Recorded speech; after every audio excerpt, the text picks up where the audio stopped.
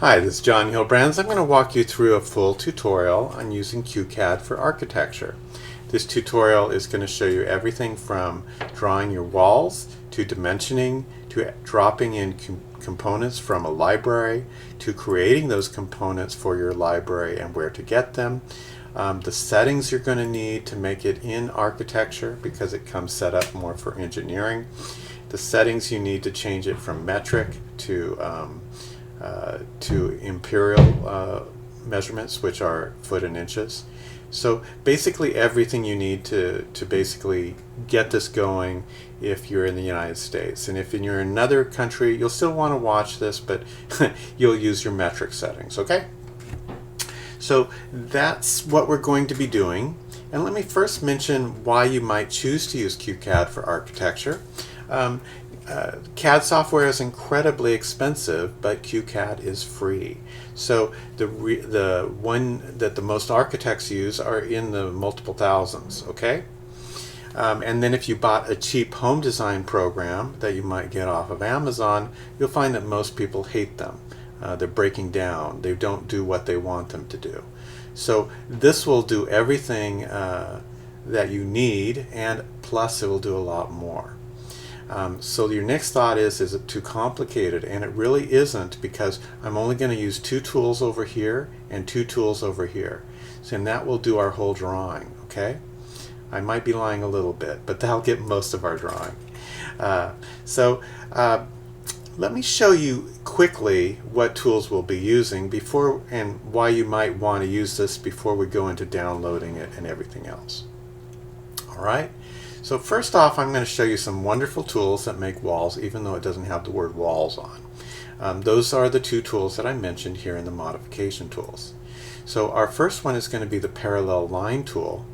And if we set the parallel line tool at the thickness of your wall, it's called offset with distance. It's essentially a parallel line set with a distance.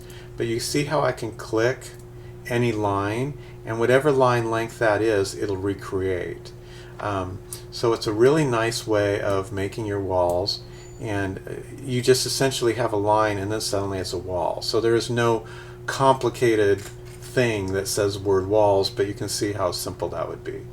The next tool that we'll want to be using is this breakout tool, and even though we can cut points and hit delete, if you just click where you want to break out those segments, you've essentially made that closed box into, or that overlap into a wall. Okay?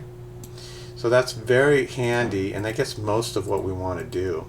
In fact, I use the parallel line feature to make my interior walls. I simply make a parallel line to that, and it brings it over here. So it's very handy for our for everything, because we can dimension how far away we want something to be something. You can also use reference lines. I'll show you how to do that too. Alright, so that gets us through most of what we're going to be doing down here. The two items that I mentioned in the modification tools. The other is the actual drawing of lines, and for most people they're just going to do a horizontal line and a vertical line.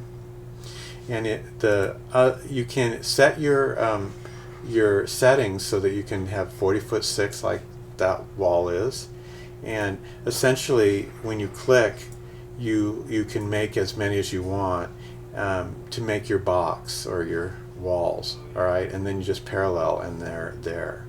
You can do the same thing with a vertical, and you can just set your vertical lines. Okay, let's undo all those things.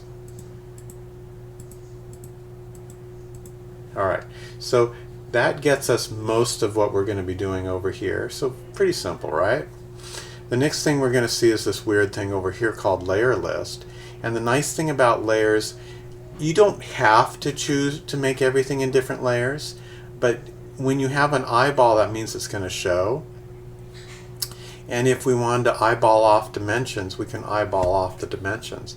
And let's say I didn't want all of the interior to show, and I had a button called interior.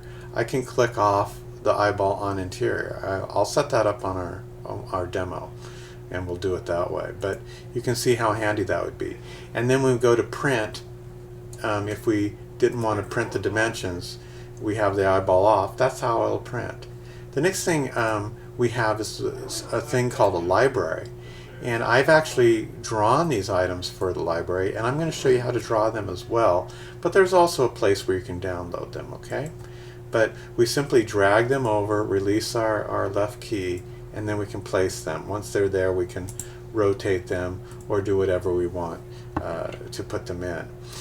These are actually in scale, and meaning that this door is never stretched. It's actually going to be, I actually have it labeled as a 2'8" door because that's how big that door width is.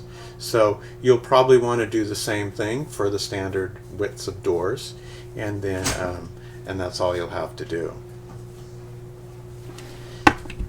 Alright, so the next thing we're going to do is we're going to actually, now that we've convinced you to use Qcad, is I'm going to show you how to download it. Eventually we're going to get to drawing this, but right now I just wanted to give you that quick overview. And now the next thing we're going to do is download it. So to download it, we're going to go to the website of Qcad, and we can just go here, and we're going to go to the word download, and you'll see a few different versions, but they're all the same program. For any computer that's from 2002 on, I think, you'll probably be in 64-bit, so you'll probably click this one, download it, hit the install, and then install it on your computer. Once you open it, it'll have a nag screen over here, and the nag screen will have three different options. One of them will say remove, one will say buy. If you can obviously buy it for $90, but it doesn't give you a lot of features for that extra $90. If you hit remove, it'll want you to remove a few files, so it'll become the free version. Take a picture of what those files are that you need to remove, and then you're going to go to your computer, and you're going to go to your local disk, and then you're going to go to program files, and then you're going to go to Qcad, and then we're going to go to our plugins, and then we're going to have like those files that you took the picture, they're going to be right here. You're just going to right click and delete those files out. Once you close Qcad and reopen it, you will no longer have that nag screen, and you'll have the same version as you see here. The next thing you might be annoyed is this black background. And this black background is standard because that's the way engineers like it. It's easier to see, easier to work on. You can change in settings to have it be a white background. I prefer the way it came with the black background. So that's what I'm going to be showing you. If you go to the file print preview, or if you go to printing, it'll actually, those white lines become black and the background is clear. So it doesn't print it in black. So don't worry about that. Go ahead and draw it this way and not stress out. Alright? Alright, so let's go ahead and start start doing this. And before we begin, we're going to go ahead and make a new folder, and we're going to do let me actually close that since that shouldn't have been there. We're going to do a new file, and then we're going to save it as something, and let's just call this cabin. I already have a cabin 2, so I'll say cabin 22. Alright, because I've shot this video before. Alright, so now you probably aren't going to see this in Imperial settings right now, and there'll be a bunch of other settings that we have to change as well. So we're going to change those settings, and those settings are in our drawing preferences and our application preferences. So our drawing preferences is this particular drawing. Our application preferences is every drawing in the future, as well as how you get to certain things. So let's first go to application preferences and change those, and then we'll go to drawing preferences and change those. Okay? So application preferences is we're going to change our dimension settings. Alright? So we're going to change, you won't have it in architectural tick, so I want you to move it from arrow here like that to architectural tick, You won't have it in format of architectural. You'll probably have it in engineering. So you're going to change it to architectural, and we're going to apply that. And the other thing we're going to be changing is our printing. It's thinking. Okay, we're going to, in printing, I like to use, for my paper size, I like to use a Ledger tabloid because they're 11 by 17. If you were going over to Staples, they have a self-service machine that you can put this USB, you can put a PDF on a USB key, and you can print it for $1, and that'll print Ledger for you. So that's about the cheapest way of getting large paper, unless, and sometimes you can use 1/4 equals a foot. Sometimes though, you'll have to go to 1/8. Our drawing unit, I kind of went ahead, but our drawing unit is going to be an inch imperial. Inch is going to be the inch will include foot and inches. If we were to include feet, it wouldn't include inches, so we do want inch there. And paper, we want inch as well, and imperial, we want imperial. If you were in the metric world, you would choose, I think you would choose centimeter for everything, centimeter, and metric. All right, and we're going to apply all those settings. Okay, so now that will get us everything here. We're going to also change our drawing preferences to match. So once again, we're going to choose architectural tick, architectural, our precision, we pretty much leave this as a 1/16 of an inch. That's for your measurements. So if you didn't want it to show 1/16 inch off, so you wanted to show it to the nearest 1/2 inch, you could choose that too. And that might be useful if you didn't want to have a small measurement there. But then it also might round things, and then you might not add up to the right amount.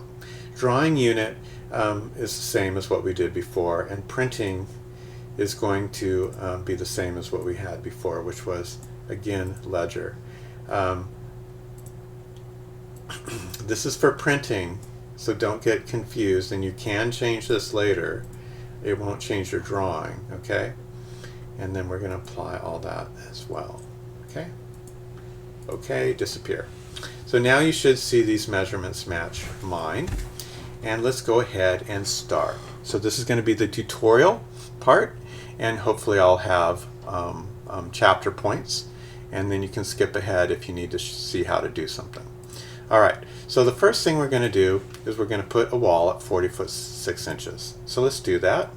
We're going to take a line, and we're going to take a horizontal line, and we're going to type in the 40, and then the little foot mark, and then we're going to do the 6, and then the inch mark. And that'll get, oh, before we do that, let's set our layers. That'll wait for us for a second.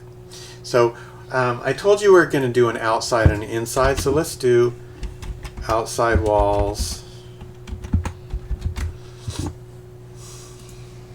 And let's do inside walls.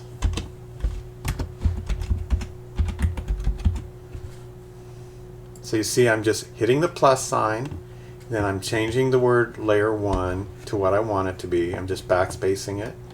And now this one I'm going to type in dimension. This is the first one that I'm going to actually change the color to. I like green. Okay. And I think we might also make another layer of fixtures. That way we can remove the eyeball and not see our fixtures anymore. Now, as I said, we're going to start by doing things in outside walls. You notice I just hit the lock button by accident. If you're having trouble, you might have just done the same thing. Let's go back to our line, and I said we were going to do this. Notice it saved our 40 foot 6 inch.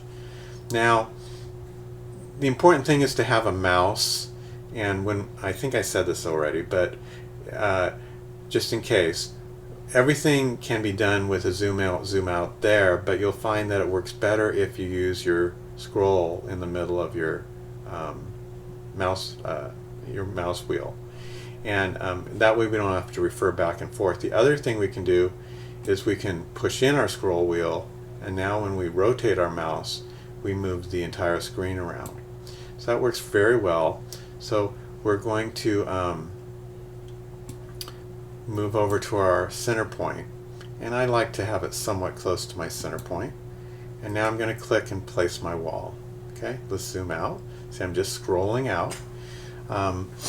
And now let's go ahead and make our vertical line to make this 35-foot 0.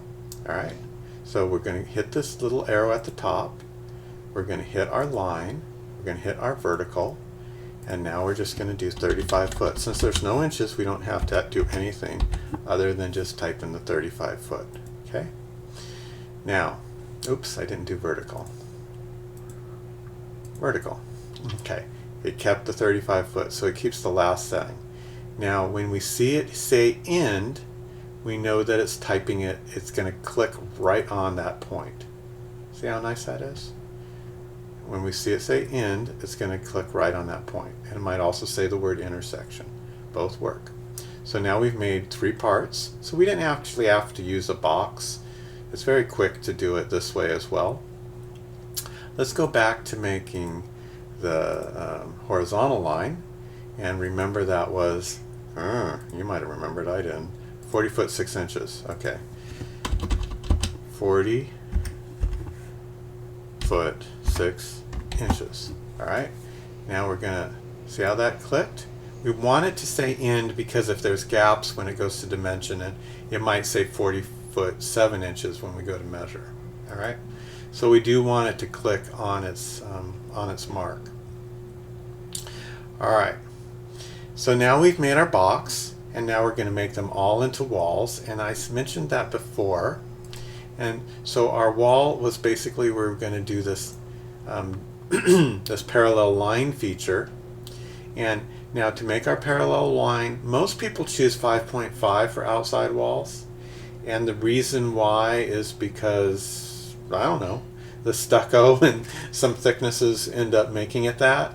Interior walls, though, are generally 4.5 inches because a 2x4 is 3.5 inches. And then drywall is generally 1/2 inch on either side. So interior walls we do at 4.5. Outside walls we tend to do 5.5. All right. So now we clicked our left key and it placed it. When we see it highlight, we can left click. We're just moving around. I'm going slow for you. All right. Now we've made our 4 walls. Now we're going to go to our breakout segment. We're going to kind of look a little closer. And I'm going to move it over. I can probably do it from further away, but I want you to see what I'm doing. Alright. What if I made a mistake and clicked there? It would go away, and then I would just do undo. So it's not that complicated. It's not going to be the end of the world if you do something wrong. Alright, so now we've made our outside walls. Okay, so now we're going to do our interior walls, and there's a couple of ways we can do it. One, we can create a parallel line, and the nice thing about parallel lines, it's very easy to dimension. So if we look at this one, we can see that it's 12 foot 2 away. It's actually a little different than that because it's the interior wall. I'm not going to take the time to calculate it. Let's just say it's 12 foot 2. All right.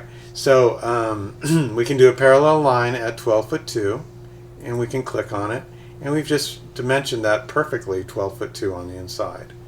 Let's say you wanted it a little bit less or a little bit more, you can change that, and then you get a really nice line. That's how I'll mostly do it, but there is another way, and that is actually doing what's called a reference point. So a reference line is essentially just putting a line in there. Notice I've clicked to inside walls, by the way. I'm no longer on outside walls. So let's do that as well. All right, I did that off camera. So let's go ahead and do it the other way, where we put in a reference point. reference line. So we're going to basically make a line, and it's going to be 12 foot 2, and we're just going to put it somewhere in our drawing. Now we want it to say, want it to click on the line, and we can visually do it, but I don't see the word on entity. So we're going to change the snap to be on entity, so that as soon as I get to the entity, it's going to, when it snaps, it'll show that it's exactly 12 foot 2. All right. If I snap it visually, I might be off by an inch or half an inch. So it's kind of nice when you go to dimension it, everything dimensions properly. All right. So that is going to be a reference line that we're going to line up our other line on. Now our other line is 14 foot 1. So our other line is 14 foot 1. So we're going to type in here 14 foot 1 inch. Okay. Now we're going to change the start point. Notice how it changes direction. See, I'm holding it from the top. I want to hold it from the other end, and it's going to go vertically. Now we're just going to line it up visually. Now, one of the problems with lining things up visually, oops, edit, undo. One of the things with lining up visually is that you may get it a little bit off when you go to see your dimensioning. I'm going to change the snap again to be on entity, and now it's always going to be locked in here, and I want to see it touch, but barely. Okay, and if we figure this out, you can see that from here to here is a foot. So each one of these marks is probably about 2 inches. So visually here is probably about a 1/16 of an inch off if I had a little gap. So it wouldn't be the end of the world, but still you don't want it to say 1/16 inch. You know, less than what you wanted. We're going to go ahead and get our 12 foot 2 line back.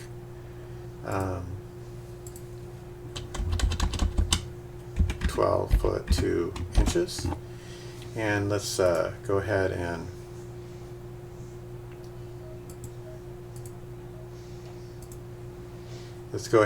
change it to on end, and we're going to do on entity again. So let's snap on entity, and now we're going to line it up. Let's go ahead and move this to the center, and then we're going to visually look at it to make sure it's perfect. All right, see how it's joined? It's not overlapping and it's not underlapping. So when I go to dimension, it's going to be perfect. Right? We're going to zero it out back. I'm constantly clicking this to get rid of whatever is on my whatever I'm holding. So this is basically empty my hands button. All right. So my hands are nice and empty now. Now we're going to see, so now I have this top wall and this wall, so I want to make these into walls. So now I'm going to add the thicknesses of them. So as I said, interior walls, we're going to use our offset with distance, which I call parallel line. So hopefully that won't confuse you. We're going to set that at 4.5 inches. Okay? And we're going to go ahead and make these into walls. Right? Now let's look at our drawing. And let's go ahead and break those things out. Go back to our clear, get our breakout. We're going to go ahead and break that out, that out, that out, and that out. All right. So now it looks more like a room. Yay! Now we're going to make our closet. And I think what I'll do to get the opening is I'm going to drag my door in. All right. So that door is actually going to set my opening. Let's set the closet at 3 foot away. So then we'll have our opening at 3 foot. Yeah, that's better than just using the door to set it. So to set it at 3 foot away, I'm going to go back to the way I usually do it, and let's use a parallel line rather than reference points. 3 foot, and I'm just going to go ahead and do that. That's going to establish my opening. Now I'm going to go ahead and go the other way for my closet. Actually, let's make it into a wall first. So let's go ahead and make it into a wall. I'm sorry, I'm not thinking. Let's go ahead and make it a wall. So we're going to do that. Parallel line. And we're going to set that at, I believe it was 4.5 inches. Okay. Okay. So now we have something that we'll have to get rid of in a minute. And then we're going to go this way with our closet. Closets are somewhere between 2 and 2.5 feet in depth because I'm going to lose a little bit of, so I'll probably go about 2'4" to make the inside wall. So let's go ahead and set a distance of 2'4", 2'4" inches, and we're going to put that in there.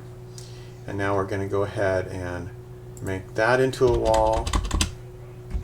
See, I'm not worried about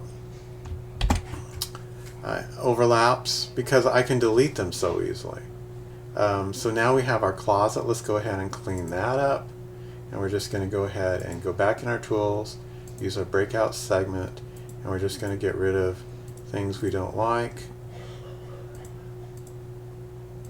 Okay.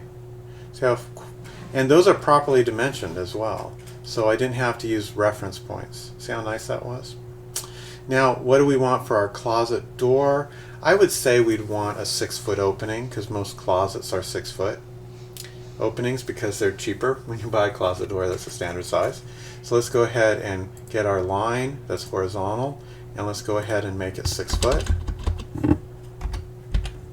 And we can actually choose to make this be held from the middle, and we can kind of position it.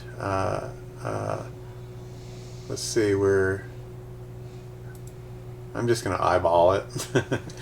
You can measure and figure out where the middle is, but let's go ahead and eyeball it. Now let's go ahead and make our wall ends. So our wall ends are going to be 4.5 inches. 4.5 inches, and we're going to grab them from the start line, and we want to snap it on entity, and we're going to do that same thing where we're visually seeing that it's in the right place. Okay, I just used oops, it's not quite perfect. Let's zoom in a little bit more. Okay, now it's perfect. Now we like that, so let's go ahead and break all these middle parts out. Alright, let's go ahead and break everything out. So now we've essentially made our open closet. And now let's go ahead and drop in our door. And hopefully our door will divide this up. So if I mentioned earlier that we had a library and we set our doors at a specific size. So we're going to select our door that's 2'8". You won't have that yet, so you can just pretend with me. Once you watch this video, you can download them, and that'll be at the end, and maybe you want to redo this section. We're just going to put it somewhere close. Now I do a right click and get rid of it. Now we're going to get rid of our box, and we're going to highlight it, and then if you notice when we click, the whole thing highlights no matter where you go. That's the same as if we clicked on a line, but you notice how this clicked the whole component. Alright, so it clicked the whole shape. Now what we want to do is use the word modify. We can drag it. We can drag it by just holding our point down, right? And then put it somewhere else. But it's easier if you do modify and you do your things you want to do. So first off, I want to mirror it, so I want it to go down. And the very first thing I'm going to do is I'm going to click where I want it to mirror from. And you can see how it did that. So now it's going down, and it's actually perfect for me. So now I'm going to do modify, and I'm going to move, and I'm going to do the same thing, and I'm going to move it. Let's go ahead and zoom in and get it to snap on entity again. And now when we snap it, now I'm looking to make sure it's centered in the doorway. I'm looking at both sides, and when I like it, there it goes. Alright? So there's our door. Now what we're going to do is we're going to be able to delete these lines here, and that'll clean it up. Alright? So let's go ahead and get rid of them. And let's go ahead and zoom in here and get rid of that. And therefore you have just made your door. Alright, so now I think that's about as far as we need to go, except for maybe a couple other things. I want to draw a window and drop in a bathtub. Alright, so let's go ahead and go to our library, and we're just going to drop in a bathtub. We left click and we drag. Once we're in the drawing, we can let go. We're going to go ahead and put it down. Right click and just let that disappear. Get rid of that. Go back to a normal mouse. Click on it again, and now we're going to rotate it. Alright, so we're going to rotate it. We're going to click a place, and we can rotate it as much as we want. And it says 90 degrees. Delete original. That's perfect. It's now rotated. Now when we move it, we're going to again click a reference point. That's where you're going to pick it from. Now I have nothing on. I'm not holding it down anymore. I just clicked here, and now I released the mouse button, and now it's moving. And it's saying intersection. Perfect.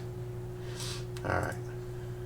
And so we have now positioned our bathtub. And now we can make our wall based on the width of our bathtub, which I believe I set perfectly at 5 feet. So now that's properly done. Now let's do a window. And a window is essentially just a line going across. Alright? So I don't know, a window should be maybe, let's do 5 feet. 5 feet, and let's hold it from the middle. And most windows are fairly close to this side of the room, so we're probably somewhere over here, so you can get some furniture on the other side. I'm trying to get it in the middle. Okay. And that gives you, your bed is like this, and maybe one item, like your dresser, goes up from there. So that looks pretty normal to what people normally have in their room. Alright, so now we're going to do that horizontal line.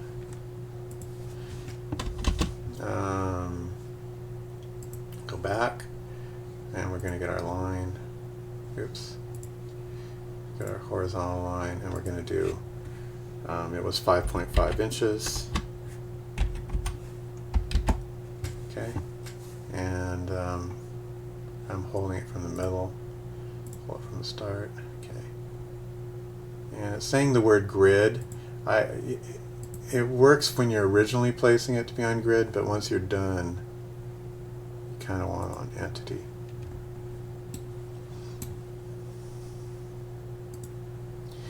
Alright, now we're going to go back, get our mouse, and we're done. I'm doing the outside wall, aren't I? Well, it's a good thing so we might redo that on the outside wall. That gets a little annoying sometimes, and sometimes you end up with something not. Let me show you one other thing we can do to the outside walls, and this is for those people that are anal. You can do hatching. So hatching is kind of an interesting thing, and if we go back to our main screen, we have this picture of hatching. That's not what we were going to do. Hatch tools don't really work for open boxes. They work for a closed cube or something like that. And then also you can't really delete the individual lines. So what we'll do is we'll do our our parallel line tool. And this is a really nice feature of our parallel line tool. Let's go ahead and set it for 3 inches I mean. And instead let's do about 30 of them. All right. Now before we do that, let's go ahead and do a diagonal line. And I haven't shown you this, I know, I told you I'd only give you 2. We're going to do a line at 45 degrees, and let's go ahead and make it probably about 80 feet. Alright, yeah, that's good. So let's go ahead and put it in here. Now we can go to our parallel line tool and set it for 3 inches and 30, and now we can basically, let's go over here. We can basically hatch the whole drawing. Now, it is annoying. You have to click on every single part of this. Let's actually click off the interior so that I don't have to click through those. But now we'll have to use our breakout tool and start clicking. So yeah, it's not as hard as it looks. And what we're going to do, I'm going to just show you how you would do this on a corner. And then I'm going to pretend that I did the whole thing, but I'm going to do it off screen.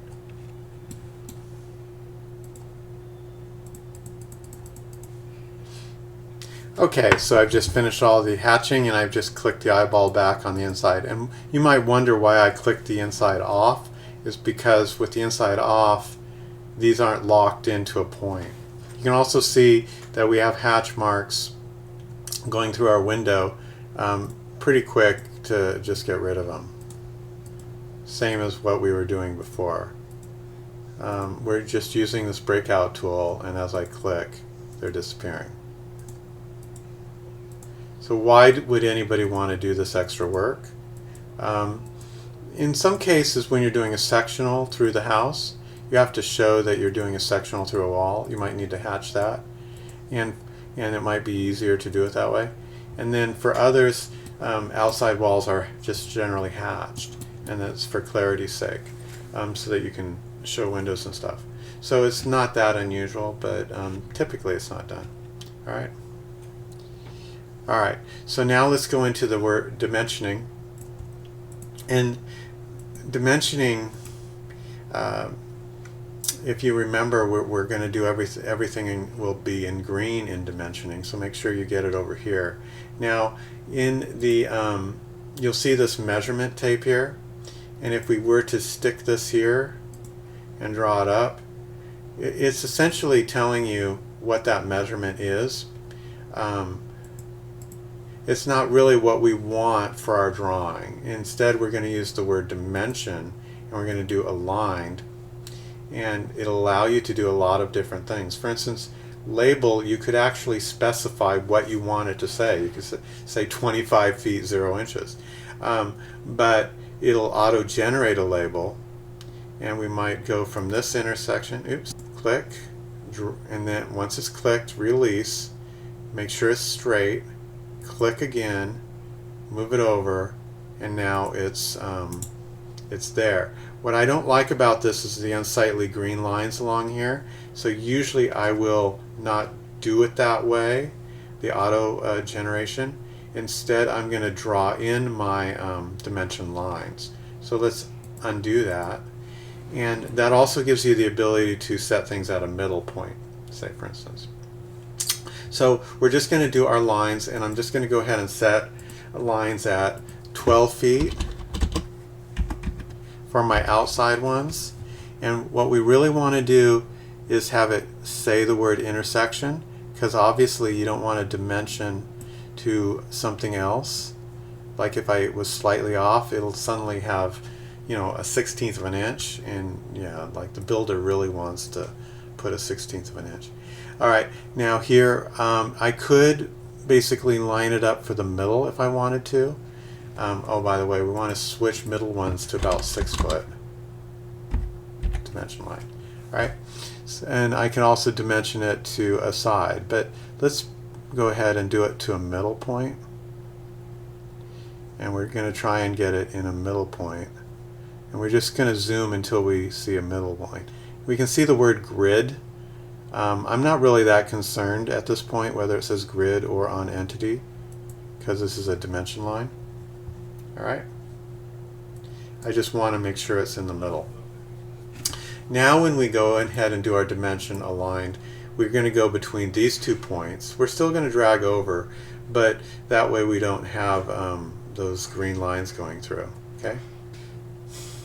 Okay, so now we're going to do our dimensioning, and it's best to do it at the end here. So we're going to click, drag it.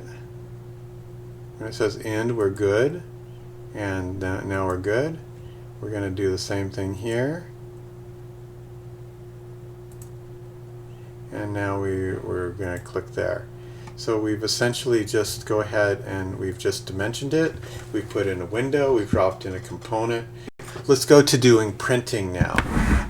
As I was referring to earlier, printing is where you scale things. Let's actually move this over so you can admire our work. So the next thing when we're printing, we're going to do File, Print Preview rather than Print. And the reason why we do Print Preview is there's the ability to move this drawing around, get it centered, get on your paper and everything. Okay, so click Print Preview. We're not going to have it auto fit to drawing paper, so we're going to say no.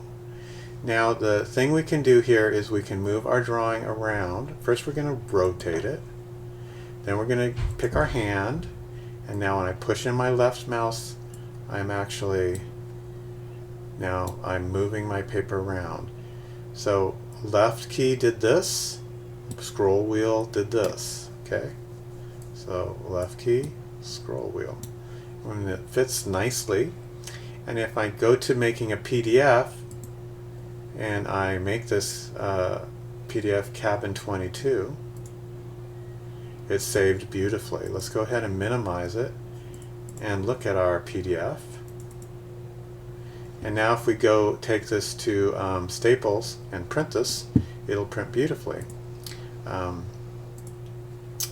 Now one of the things that you might run into a problem is, let's say you change this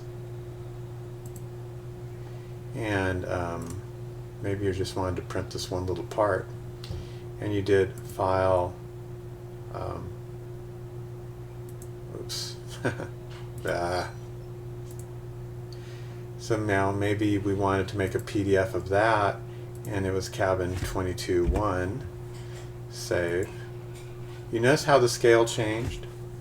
So it no longer said that weird scale I had. That means that I didn't print it to scale like I thought I was. So that's why I really prefer changing the settings in your drawing preferences and leaving them alone when you go to do the print. Okay, so now this is also changed. So let's go ahead and pick the scale we want, and our paper, apply, OK, and not change it in the print settings. All right, File, Print Preview, and then oh, need the hand. All right, you can if you were not doing a PDF and used your printer, it doesn't do that, but on PDF it does. So that's a little trick you need to know to fix this. And it'll bug me for a while until I figured it out. And I actually almost went and paid for some prints that weren't going to be to scale, and then I thought I'd check them and I realized I was wrong. Alright, so that gets us all the way through making your drawing, and you successfully completed this CAD tutorial. Now for those that want the little extra of how to get components into their CAD software and into your library. So let's go ahead and make a door. I'll show you how to download them in a minute, but let's go ahead and make a new file, new, and I'm going to call this one, I'm going to save it as, we'll call it a door 2'3". It's going to be an odd door of 2'3". Okay. So to do that, I'm going to make a horizontal line, and I'm going to specify it as a 2'3". All right. I'm also going to specify, now I don't really have to do anything but make a horizontal line, and it'll actually keep my last dimensions, and you can see that it's also 2'3". And now we can do a circle, and we can see this little radius thing here, and if you notice, it's also it's 2'8". Do it 2'3". Did I do 2'8" on those? No, I didn't. Okay, so I guess it was just different. All right, so now we have almost what we want. Let's go there. Let's actually put another horizontal line at 2'3". And the reason why I want it on entity, snap on entity. Okay, there it is. All right. So now what we're going to do is we're just going to break everything out that isn't what I wanted in my drawing. Again, breakout tool, click, and there. And now we have our door of 2'3". We're going to save that, save. Gonna save as, all right. So now we have our door, and basically we're going to create a folder on our computer in our documents, and we're going to call it something. In my case, I called it Qcad parts. How do you do that? You right click and you do new, and you do folder, and you give it a name. Once you have a folder called Qcad parts or something else, you're going to go ahead and open that and drag that door that you saved into that folder. Okay? Now what you're going to do is you're going to let Qcad know where you're keeping all of your components. So you're going to go back into Edit, Application Preferences. You're going to change, and it's going to have a word called Library Browser. We're going to say Library Source, we're going to add, and then we're going to go to, well, you can see that it says Qcad parts, but if it didn't, I would go into here, into Users, Michelle, because it's her computer, and into her documents, and then over to Qcad parts. And you select that, and then you're good. I'm not going to select it because it's already there. All right. Then you do apply, and you're okay. So now when you go to your library browser, it's going to be able to open Qcad parts, and you're going to have to do this update database from file system. All right. So now we should see this weird door that's 2 foot. You know, I thought I did 2'3". Yeah, there it is. 2'3" door. So now when we have our 2'3" door, you can see that it's the same door. Okay, there's a little differences, and let me show you that. When we have our mouse, notice that this clicks as a component. This clicks as individual lines and everything else, right? Isn't that interesting? So it knows that this is a component because it's in that library browser, even though it's the same file, same thing. So that's rather interesting. Now let me show you how to do something a little more advanced. Let's get rid of all of that. And I drew these, so let me show you, say, a bathtub. All right. So if you notice that this is a rectangle, so let me go ahead and make a rectangle, and I'm going to make this 5 foot. I think that's about what that is. Yeah, that's pretty close. And then I'm going to also make the vertical one 2'3", not 2'3", 2'6". I think it might be about the same size. Yes, it's on end. Okay. And now we're going to It likes ends, it just doesn't like middles. Alright, so now we're going to choose a horizontal line, and it's going to be 5 foot again. In other words, it'll snap nicely to ends. And I think I made my bathtub a little bigger. Oh well, such is life. Let's go ahead and get a horizontal line, a vertical line. And it was 2'6", so let's go 2'4". So it's a little bit shorter in there, right? Alright, now let's go ahead and draw it. Now, I haven't showed you this before, but it's a polygon tool. It says spline, but I call it polygon. Alright, so now what happens when you do this, it wants to start doing circles, and let me show you what it does. See, it'll make loopy-doos. So as we click left, it makes points, and then right click ends it. Alright, so what we're going to do is we're going to do 2 clicks to get us started. And now I'm just going to follow along and try and move things around a little bit. Let me zoom out so I'm a little more circled. So maybe about here, here. Ooh, we need to get all the way up to here.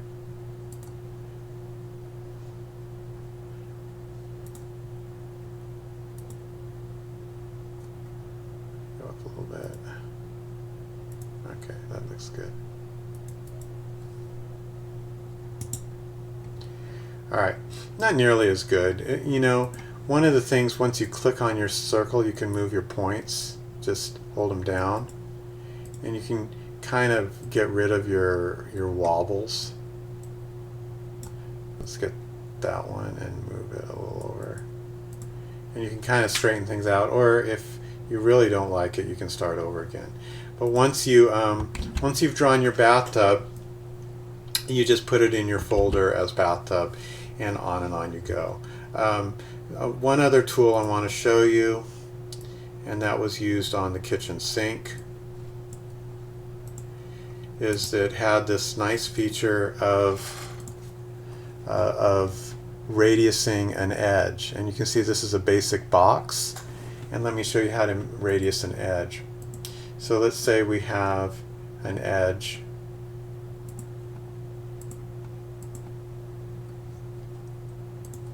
Alright, so that's just going to be one edge. And in the modify again, see how it has this little radius of an edge? And we can set our radius of anything we want. Let's do 4. And when I click at this edge,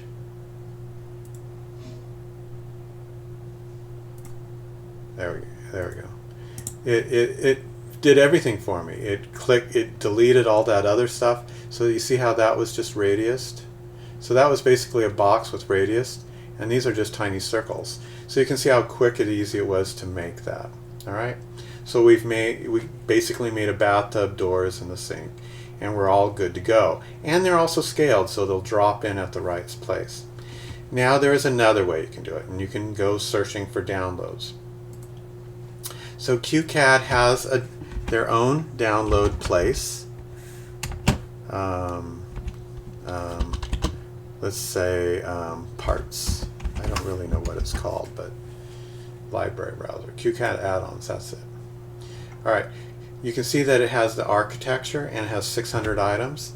And they weren't quite, they were like fronts and weird things, and they didn't have all the doors. I guess I was supposed to stretch them. And so I just deleted it again and made my own. But go ahead and download that, put it in your folder, and look at them and see if you want to use that. And that might save you some time.